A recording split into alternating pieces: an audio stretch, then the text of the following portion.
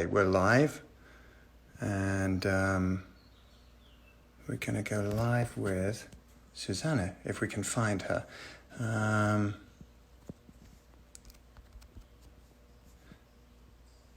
Susanna, where are you? I know you're in here. This is always so problematic, and I'm not quite sure why. Susanna should be sending us a request to join, and we did this a moment ago. We just did a sound check of this thing. Yeah, Susanna, I know you're here. Sorry, bear with me. No, it's not coming up. Instagram, I know it's probably me, but no, I don't want to be in comments. I need to go live with. Here we are. Going to do it. There you are. Oh my God. Oh my gosh. Okay, hold on. It's such a relief. I know. I'm trying to figure out where I can sit. That's good. Is it oh my weird God, if I hold? You are? I've been trying to figure out where I could sit for the last 24 hours. Okay, let me see if I can bring something over for my phone. I'm so sorry. I'm very bad at the here we are getting a glimpse at Shay Hoffs. Yeah. Okay, Thanks so much. Thanks so much for coming in. Oh my God, thank you. How are you? Well, I'm okay. I mean, this is a new thing for me. It's like we were talking earlier about teaching old dogs new tricks, you know. I know. And so there's a lot of like when we did that sound check earlier. Yeah. And my manager's texting me, and people that I work with text me saying, "You're live. I'm like, I know. We're sound checking. I know. And it's like when my mom discovered YouTube, and we were out just like, I went on the YouTube and I found this video of you. And once I watched it, all these other ones came up. And I was like, God. And that was it. She was down the rabbit hole. Yeah, exactly. How are you? So yeah, I'm good. I don't know, you know, so the focus of this thing is like a bass playing thing. I mean, at least we use that for the stepping off point. Okay. And you know, music. And I know that you're such a deep thinker musically. I mean, we reconnected at the Rock and Roll Hall of Fame this time last year, right? Exactly. And you walked out and you gave the Zombies you know, you gave them that incredible tribute. I thought I was like, wow, really, really knocked out. I mean, can we just go back? I'd like to talk about starting out and connecting and how it became a passion for you.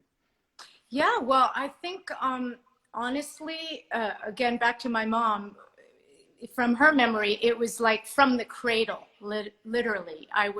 She was always playing music. It was the 1960s, you know, and so I just would sort of sing along, along, I guess you could say. Yeah. She said that she had a little cradle with wheels on it, and it was on a wooden floor, and she'd find that I'd sort of rocked and rolled and cooed all the way to the other side of the room, and she'd roll it back. So it just, I don't know, it's like, I think this is probably true for you too, and for some people and many people, music shoots straight past everything else. It has this way of kind of just knifing in a way and changing you if you respond to it. If you're a person who responds to it, for me, it's like, I don't want to make the drug analogy, but here I'll go. I'll make it. It is kind of like like a drug. I could be in a certain mood. I could be fearful. I could be anxious. I could be gloomy, and I can actually pull myself out of these moods by just listening to a song. Yeah, totally. And I think actually everybody that's tuning into this chat now, I think they all get it, because I think they're all music lovers and music people. I mean, you and I know it's not really the right thing to talk about a lady's age, but we're kind of the same. We are of the same generation, you and I. John, I'm totally honest with you. I'm a 61-year-old woman. Woo, bring it on. I'm not gonna hide. Yeah, I'm coming. You know, yeah, I'm right there with you, kid. It's all okay. Yeah, right? but you know, you mentioned your mother, and I mean, like, my mother was from Liverpool. So when I was 2 years old and the Beatles came along, I mean, my mom was just a freak for it. I mean, she loved the Beatles. So, I mean, I got them through her lens, if you know what I mean. So they were not going to go unnoticed in my house, even though I was a toddler. You know, this music would come on, she would sing along, and it was a thing, you know. Did you go to church? It really was. Did you go to church? Oh, did I? Yeah. No, well, my mother's father was a rabbi, a really brilliant rabbi, and a civil rights activist, and marched with Martin Luther King. Really incredible human being, Rabbi Ralph Simon of Chicago. But I had, in our household, so I was not raised with much religion, given that, but music was kind of a religion in the house. You know, it was sort of in the way that your mom loved the Beatles, my mom loved the Beatles, and actually one of her best friends worked at Capitol Records. Oh, my. So we have all the original Beatles albums because my mother would say, bring me a copy. Yeah. So we had all the original, and it was a bonding thing for my brothers and I, because you know, I have an older brother named John, so he kind of took on the persona of John Lennon. And I don't know who I was in the band. I kind of maybe fashioned myself after Paul a bit, but I have a younger brother, Jesse, who was more like Ringo. And so we just pretended we were a band.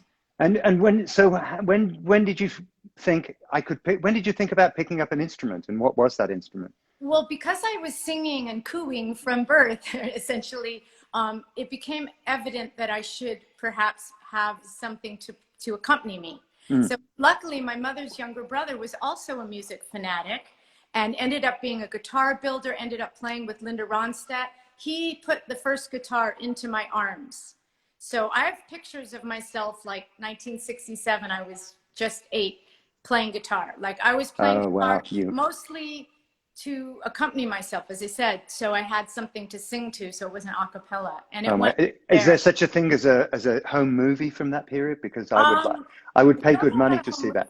I know, I have a photo, I'll send it to you, but I don't have a home movie. I don't think, for whatever reason, my parents weren't documenting everything with a movie back then. We were just kind of being.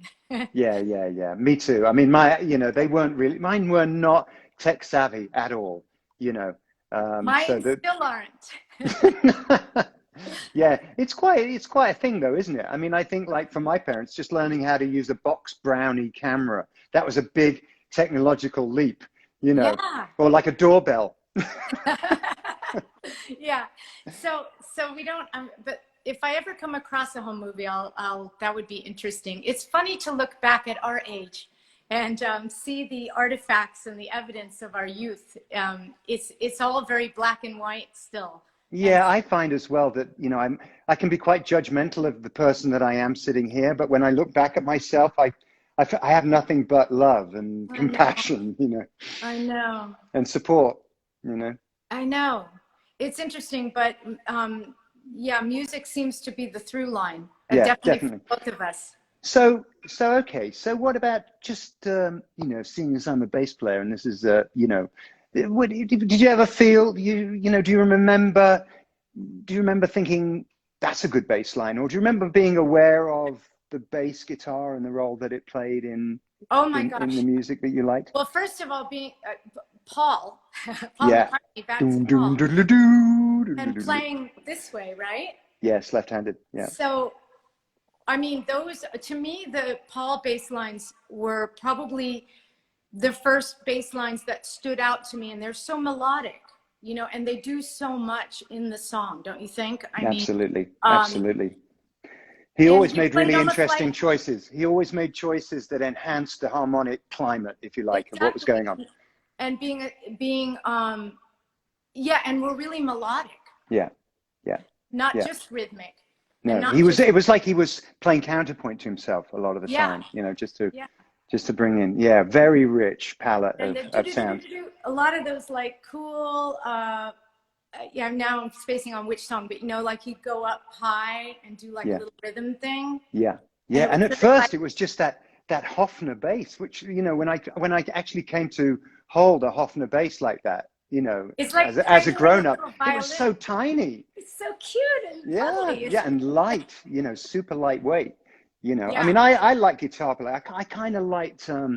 I wasn't a front man. I knew I didn't see myself in that role, but I loved the side guys. I loved the guys that would come into the singer, you know, like Ronnie Wood, you know, Yeah. or Mick Ronson with Yeah. Bowie.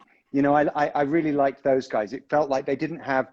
I don't know whether it was because they were holding the guitar, but they didn't have the pressure of the center stage. You Yeah. know, it seemed like a little bit less pressure to be a sideman. Yes. But I didn't think it was going to be bass, you know. Really? But well, when I was sort of drawn, I was 16 really before I seriously picked up a guitar Yeah. and thought, oh, I've got to figure this out. But everybody was playing guitar at the time, and I kind of gravitated towards bass because nobody was really interested in playing the bass, and if they were, it was like you just gave the bass to the dumb kid who didn't have anything else to do, and he'd just go do do do do do do do and follow the guitar chords, you know. But like I wanted to do something a little bit more different. And you did. Yeah, well, you know, I was just following in the line of, but you know, but realizing how important. I mean, I love dance music. Were you ever into, you know, Well, don't forget, because of my age and our age, that like disco yeah, happened yeah, in the 70s. yeah, For me, right when I was graduating high school, so around the end of high school, I graduated in 76. So, yeah, I mean, I was a dancer too. That was my other passion. I studied ballet really seriously, and then I did jazz, and then I went off to UC Berkeley, and I was in the dance company. I got into the company. wow. And, so while I was studying dance, I was then in Berkeley. I would go and see like the Sex Pistols in San Francisco. Did you? Were you there? I saw Patti Smith. I saw their last show at Winter Wow, Ballroom. wow. And I went and saw Patti Smith. So I was having this sort of mind expanding time in college, which is kind of what you're meant to do. But but back to dance. Dance was the other thing. I think it's really, I don't know if this is true for you, but I find with musicians that they often love to draw, paint. For me, it was all of those things. I ended up leaving the dance department and becoming an art major. So I was painting, I was dancing, I was writing, I was doing photography, and I was wanting to start a band. It all kind of was this big soup for me.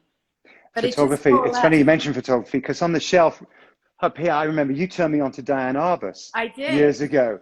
And I had no idea who she was. But yes, you've got an incredibly well-rounded cultural, you know, you've got all those interests going on. And I agree. I think if that's your thing, I'm not terribly big on, like, I call it the real world, you know, and the world of, you know, of concrete things. I'm all about creativity, really. That's what makes the world interesting to me. And you know, but yes, the 70s also, I mean, that's the double whammy for you and I, isn't it? That we were just learning to talk as the Beatles were singing. And then as we were really learning to think, the Sex Pistols came along. And, you know, and Patti Smith came along, like you said. And I mean, that's an incredible education right there, forgetting disco and glam. Because actually, just to go back to disco, and I was talking about it in this tutorial that I just posted. I mean, just as I started to play bass, disco, you know, started to make an impact on me. And it's interesting. I read a review recently from the New Musical Express that Danny Baker wrote, reviewing Chic's Risque album, which is the album that Good Times was on. And he's saying everybody in the office thinks this moment is all about Johnny Thunders. Said, but in 20 years' time, it's Bernard Edwards' bass lines they're going to be talking about. And I was like, wow, you know, because everybody else was going disco, bollocks, you know, it doesn't mean anything, but that music has stayed with us. I know. It's proved to be really durable. And dancing is still sort of like, you know, an extension of what music does to me. You know, music can soothe you, it can console you, but it can also make you want to, you know, move your hips and dance, you know. They're saying the comments are like, show us a dance, Susanna. Oh my God! Well, we'll have to do another episode where we do that. I guess it also helps you. I mean, because I love watching choreographed dancing, and I guess it also shows you how the music, the beats of the music, you're moving, the movements are very much sort of programmed to the sound, the beats, the notes. So it's another way of getting inside the music. Yeah. Absolutely. I know. And so it sort of works on so many levels. A song, you can dissect a song, back to your question about bass lines. And it's weird because my kids report back to me now that without knowing it, I was giving them an education in music, because we would listen to music in the car. And when you live in LA, you're in the car a lot. Yeah. Right?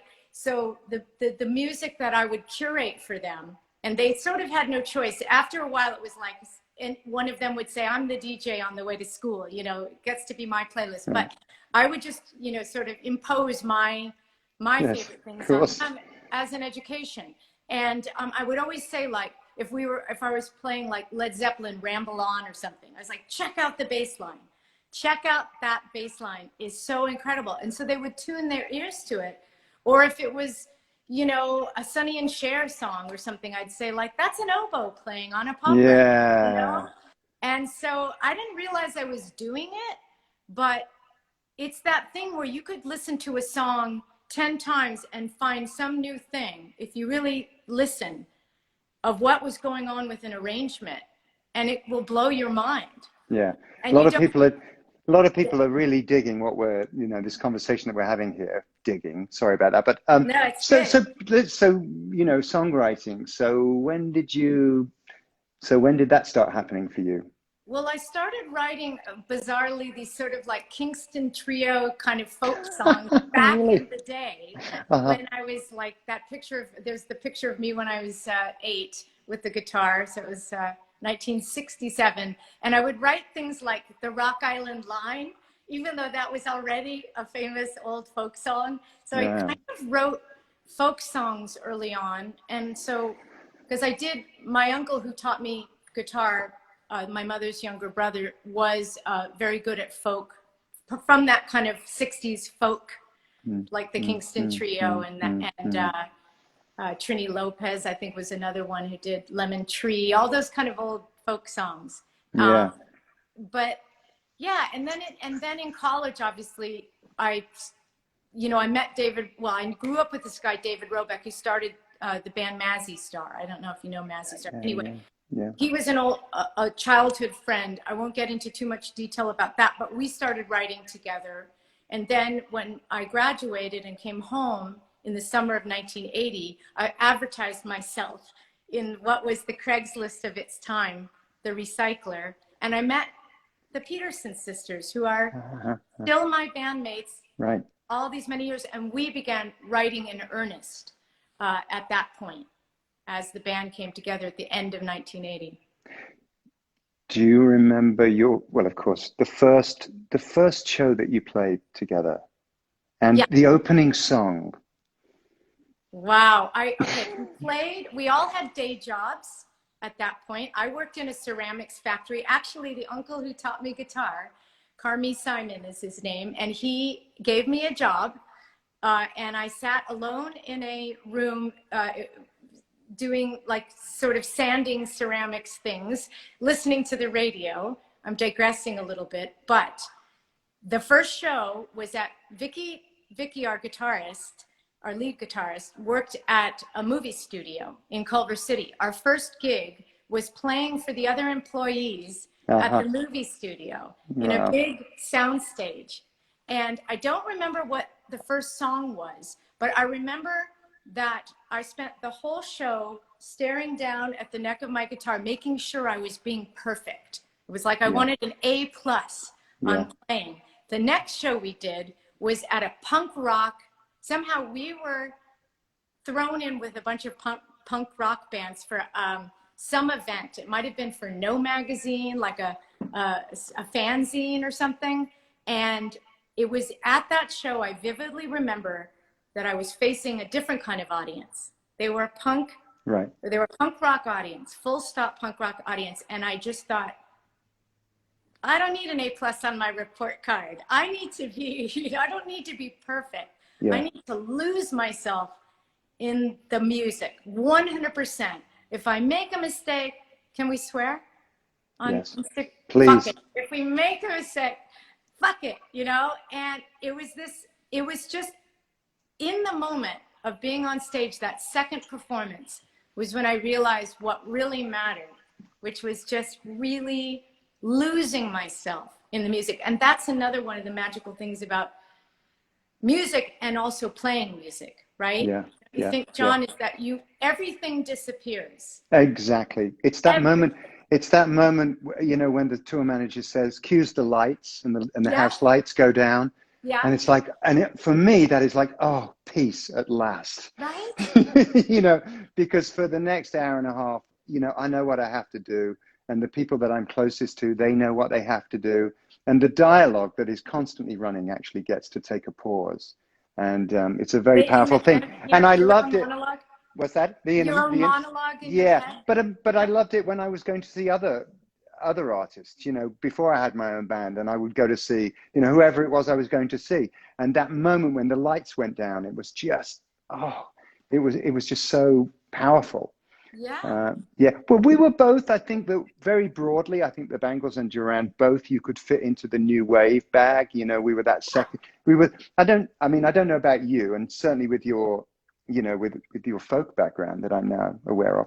But Yes. so with the other girls, I mean, Duran, even though we didn't play punk rock, we wouldn't have existed without punk rock. Punk rock gave us permission, you know. I mean, Exactly. really, you know, Andy was like a hard rock guitarist, and he came from a different place. But the rest of us, we would have never turned to music. None of us had had any real, you know, music education. Well, what about the rest of the girls? I mean, we were all pretty much self-taught, Yeah, and you know, full disclosure, I don't know how to read music. no, It's shameful, really, but yeah, I just folk tradition. It's all like a recipe. It's yeah, a recipe that gets passed down and passed down, and you know, it was like, yeah. I mean, so we're not trained. No, we yeah. were definitely felt we were in the tradition of LA garage bands. It makes sense though what you're saying because you've always had an incredible poise at the front of that band, you know, and you're really like you're Joan Baez, you know, backed by the Clash, you know, that there's like, you know, and that to me has always been. I used to love. I mean, I came to see you guys quite a few times, You did. and I mean, for a moment there, I mean, I'd never really been into an all-girl band. And you guys were so incredible. I mean, we were talking about what, 83, maybe something like that. I remember going to see you at Jones Beach, or it could have been Oh, maybe you a went little to see later it than that. on speech. Yeah, Yeah. And, that was amazing.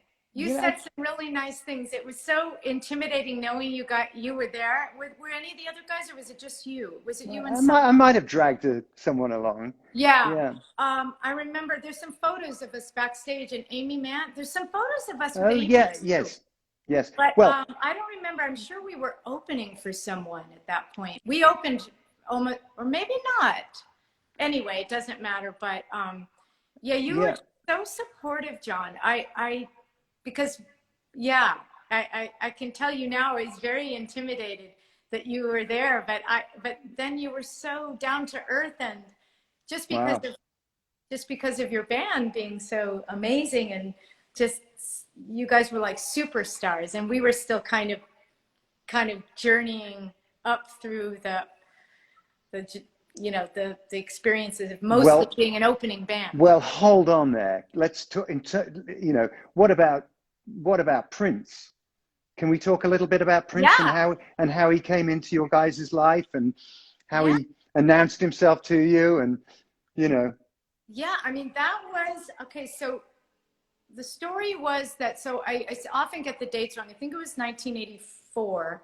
We had a song called Hero Takes a Fall out, and it was in the early days of MTV, which you will recall the MTV Prime, that yeah, whole yeah, experience, because Duran Duran owned MTV. You were like, you had mastered the art of making videos.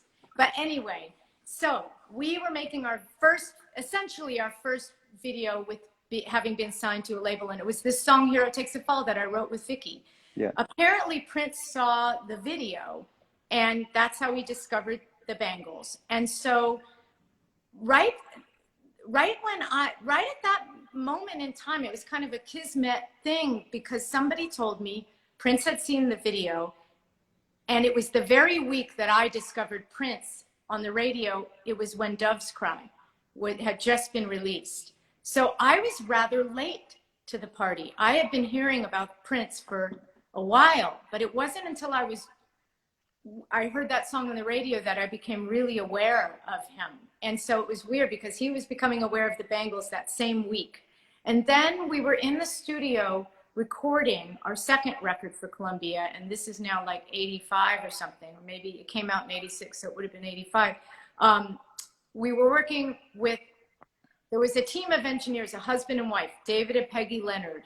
Peggy was recording Prince at that time at Sunset Sound, that studio. We were at the sister studio, Sunset Sound Factory. Yeah. And we got a call that Prince had a song for the Bangles, and would I drive over to Sunset Sound and pick it up? So I drove over alone in my car, and I'm thinking, oh, you know, I'm going to meet Prince.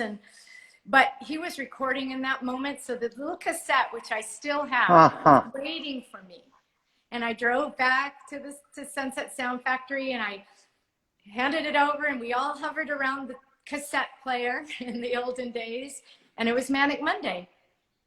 And that was our great gift from Prince. So how did you record it? Was he there? You know, he made accessible to us his tracks. Oh, right. But being Bangles and being of the mind that we wanted to Banglify it from the ground up, our own tracks, Debbie on bass, you know, Michael on bass, Debbie on drums, sorry, Michael on bass, me and Vicky on guitars. We just, you know, recorded the track ourselves because that felt right, instead of putting our vocals on top of the existing track that he had offered up to us if we wanted it. And I'll never forget singing it the first time, just being in that dark room and that red light fever thing where you can tell the red light's on and you're in record, and just really going for it. And that feeling of like, it fit. It's like putting your foot in the glass slipper and feeling like you're suddenly Cinderella or something. Like, you just know when something feels right, like when you're playing anything or singing anything. Sometimes you just stretch, you find yourself like working too hard to make it feel right, as opposed to when it just feels right. It's like it's in the pocket. For bass players. I mean, I you know, I'm thinking about it actually, and an absolute genius, you know, absolute might, one of the greatest musical powers of the century. But I think that was a very important song for him, and it was very, very important. I think that the people's perception of him changed with that song that you did of his, because suddenly the world saw him as a writer, producer. It was so perfectly pitched, and you guys did such an amazing job of it. And I think that's where he became, I mean, I don't want to say star maker, but, you know, where people were like, whoa, wow, hold on a second, you know. So I think you actually, it was a mutually satisfying experience. You know, it's also really helped his persona that he'd written this song for for this all girl group, you know. Well, you know, we just had, it was such a blast that he would just always pop up out of nowhere, and, you know, often come and jump on stage at our shows. Oh, wow. I mean, there's a little bit of audio on YouTube of him playing. He loved to play Hero Takes the Fall too, that song that Vicky and I wrote. Wow. And because it was just a perfect song for him to do his soloing on. And I've said this before, but I had never before and never since been in the presence of someone playing guitar where it was like channeling some higher power from somewhere. Like it was not, and the guitar was just a part of his body. It was the thing you hold and tune. It was like, and plug in, it was like a part of him. And it was, it was I don't even know. I have no words actually Yeah, to yeah. I describe mean, what it felt like to just stand there and see it go down in real time. It was just amazing. I think as a as a producer, I think he messed with all of us, really. I remember I was reviewing the singles for Smash Hits magazine the week that When Doves Cry came out. And I mean, I took it so Wow. personally that there was no bass on it. I'm like, what is this? There's no bass. I was so intimidated by the idea that there could be a record that powerful because apparently there was. And he was like, works better without the bass. Crank up the kick drum. Boom, don't need it. And Right. so that was kind of a scary moment. You're not And then, realizing of you're course, the right. fact that he was doing everything, the fact Oh that then yeah. we entered that phase in the sort of mid '80s, where suddenly everybody's programming and everybody's tapping out a little groove, and it's all sounding funky, and it was a really tricky transition, I thought, because for me and the band that I was in, I mean, we really prided ourselves on getting tight. We used to call it Prince tight, but where you'd get Really? tight, and you'd want to be tight, R&B tight. And then the machine started to take over, and it Right. started, I've got a Lynn drum. I've still got this Lynn drum. It's one of my favorite toys now. Yeah. But like, everything got, did you guys, I mean, you've worked with you've never let technology take over the sound of your music. It's, We were sort of like I mentioned before, kind of a true LA garage band. yeah, I mean, the edges got smoothed over a bit. We added some keyboards. That was a big thing. But we were really of that tradition, I would say. So I guess I don't think, apart from Walk Like an Egyptian, which had a programmed drum that nice. was Yeah, quite out of the box for us. yeah. We were completely and utterly taken aback when that song, it was just thrown out to radio as a sort of third single on a record that we thought, well, we'll see what happens. And we had no idea the response that the DJs got from people phoning in and requesting the song. But Yeah. I think Walk Like an Egyptian was really the only song that I can think of that really sort of, kind of went in that vein, I guess, with the programming and stuff.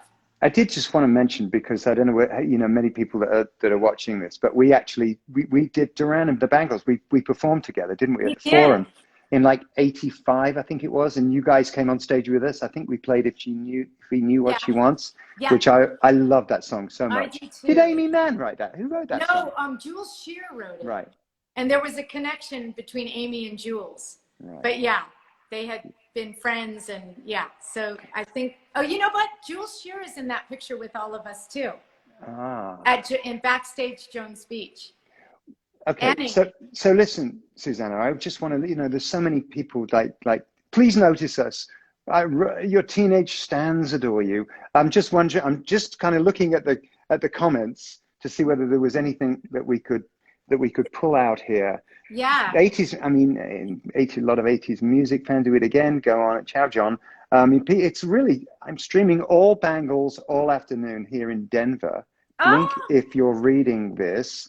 I mean, it's quite interesting, isn't it? Trying to maintain a conversation. Again, new tricks, trying to maintain a conversation, and watching these things go by. I heard a couple of weeks ago one thing, that men can really focus on only one thing at a time. But actually, women are quite good at focusing on several different things at the same time. Are you finding, is that the case in your household? I don't know. I mean, I'm the only girl in the house. I have 2 sons and a husband. So I don't know. I don't know if anyone's good at multitasking. I think it might be a bullshit thing. Right. We think we're good at. I think. I don't know. Maybe it's that I've had to do it. I don't know that I like doing it. I tried, and now with social media, like the fact that the world is making us have to multitask. I mean, I feel like the ADD thing, is like whether I want it, whether I had it or not. I feel it's, and yet, well, what about this isolation mode, this quarantine mode that we find ourselves in? How's that? Is that, I mean, yesterday we spoke and you were working on a video. I was working on a video that I was doing for it was for a school actually. Yeah. And yeah, I think because my favorite, I've been mostly focused on creating new content. I've been working on a novel, and I can say that for a while, which Love has that. just been a labor of love. And I have been recording now. I can't go to the studio because it's not, I don't do it all myself here. So that I've had to put on hold. But I've been making content for people. I miss playing music with other people. That's, I think that, and back to the multitasking thing you brought up, I think when you're playing music and you are 100% in it, it is a kind of meditation. Yeah. Because you can't be kind of cooking and playing music. You have to, and you can sing in the shower and you can do it a little bit, but when you're really playing with, especially playing with other people, when you're listening to them, it's so beautiful to tune everything else out. So I think, I've had to put some things on hold, like finishing my record, until it's safe to go to the studio and be around other people. People are asking us both, but I'd like to. What are you listening to? Is there anything new that you're listening to? Is it important to you to be listening out to new music? I try to listen to new music, but I full disclosure, I tend to curate playlists on my Spotify. Oh, yeah. And I have all different ones. And like for my book, I have one that's music that's mentioned in the book. And I can listen to it and it'll help me write things in the book. So it's like it informs everything. And I have, I listen to everything from the music I grew up with, honestly. I've never gotten over that love affair. I'm still in love with the music from the 60s and 70s. What can I say? Yeah. Well, there is something. I mean, I saw a trailer on TV. There's a 2-part documentary about Laurel Canyon on Epix coming up at the end of the month, and I just got this incredible feeling just watching it. I mean, you mentioned "I Got You, Babe" earlier. You mentioned something which we were playing at the last weekend, and it's just incredibly warm. I don't know whether it's an innocence, perhaps. But yes, it is kind of like an innocence. It's like that discovery of, we can have folk music with oboes, like you said. It's got a very Phil Spector kind of thing going on. I guess it made me think, even though Phil Spector didn't produce it, just how important Phil Spector's production was at that time. And the Beatles, of course, because they started adding in these classical instruments. And it was when they kind of found that they had to stop touring because it was so out of control for them. I think that they thought, we can't keep this going, and they went in the studio, if I'm remembering correctly, and then they got very inventive. Yeah, exactly. Well, that was the big decision, wasn't it, for them to actually pull out of live shows? Yeah. In '67, maybe. I think so just before Revolver, perhaps. So then they never had to give a thought to, well, can we play it live? Whereas the Stones, who became really the great band of the '70s. I think everything they did, they're like, if we can't play this live, it's not going to work. That's interesting. I hadn't thought about that. What about the girls? What about the band? People are asking. Everybody's. I'm happy to report everybody's home and staying safe and doing well. So we're all doing well, and we're very lucky that that we're in that position, that we haven't, we're sad that we can't tour, but we have to do the right thing and stay home.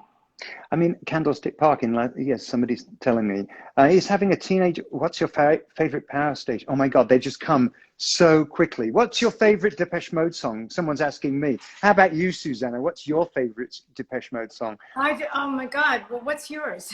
I can't, when someone asks me a question like, what's your favorite color? I suddenly, it's a weird phenomenon. I go into a bit of a panic.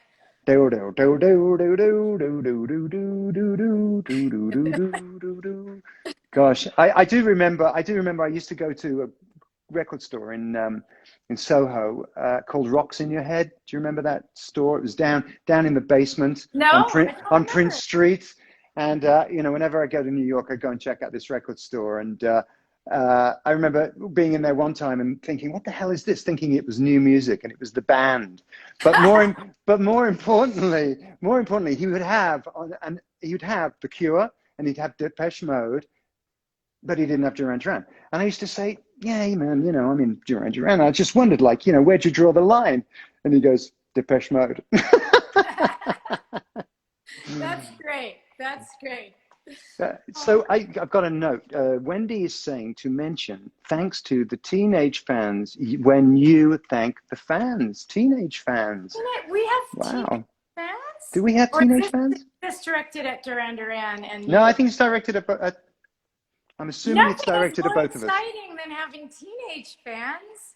Yeah. And thinking that the music that much of it made in 30 years ago is still yes, you do. resonating. Vegetable JPG says, yes, you do.